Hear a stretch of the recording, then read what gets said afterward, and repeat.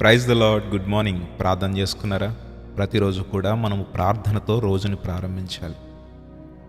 ఈరోజు దేవుని మాటతో మిమ్మల్ని బలపరిచి మీకోసం ప్రార్థన చేయాలని ఆశపడుతున్నాను. ప్రతి ఒక్కరికి కూడా, ప్రపంచంలో ఈ భూమి మీద ఉన్న ప్రతి ఒక్కరికి కూడా ఏదో ఒక రకమైన సమస్య ఇబ్బంది పెడుతూనే ఉంటుంది.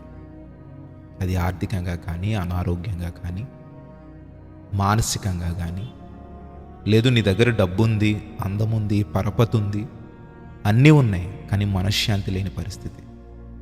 ఇలా ఏదో ఒక రకంగా సాతాను నిన్ను శోధిస్తూనే ఉంటాడు.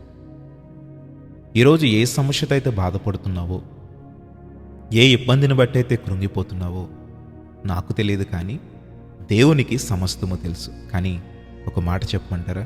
ఆనాడు నీటిని ద్రాక్షారసంగా మార్చిన దేవుడు ఈరోజు నీ కన్నీటిని, నీకున్న సమస్యలను నీ నుండి తీసివేసి సంతోష హృదయమును నీకు ఇస్తాడు. నమ్ముతున్నావా? అయితే ఈ ప్రార్థనలో ఏకీభవించు.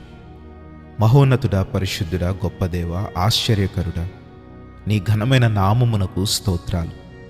ఈరోజు గొప్ప మాటలతో మమ్మల్ని బలపరిచావు. అవును తండ్రి, నీవు మాకున్న ఈ సమస్యలన్నిటి నుండి మమ్మలను విడుదల చేసి నీవు మాకు సంతోష హృదయాన్ని ఇస్తావు, మాకు విశ్రాంతినిస్తావు.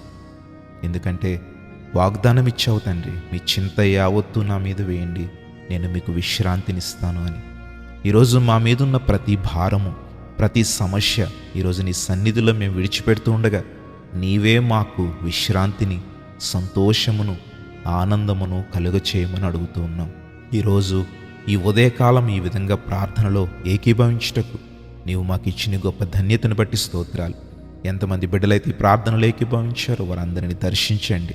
ఈ రోజంతటిలో కూడా ఘన విజయమును వారికి అందించండి. వారు చేయు ప్రతి పనిని దీవించండి.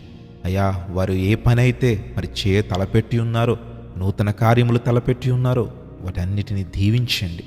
ప్రభువా, ఈ రోజంతటిలో సాతాను మీద విజయాన్ని, పాపముల మీద విజయాన్ని, అయ్యా మరి ఈ లోక ఆకర్షణల మీద విజయాన్ని మాకు అందించండి.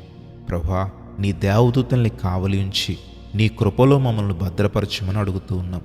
ఈ రోజంతటిలో కూడా ప్రభువా నీవే తోడై ఉండి, ప్రభువా నీవే నీ రెక్కల చోటున మమ్మల్ని కాపాడుమని అడుగుతూ ఉన్నాం.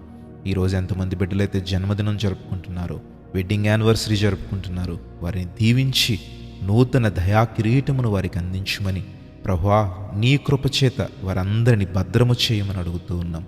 ప్రభువా, నీ మాటలు వారిలో స్థిరపరిచి అయా నిత్య జీవపు వారసులుగా వారు మారునట్లుగా, అనేక మందికి సాక్షులుగా వారు ఉండునట్లుగా సహాయము చేయమని యేసు నామములో అడుగుచున్నాము తండ్రి.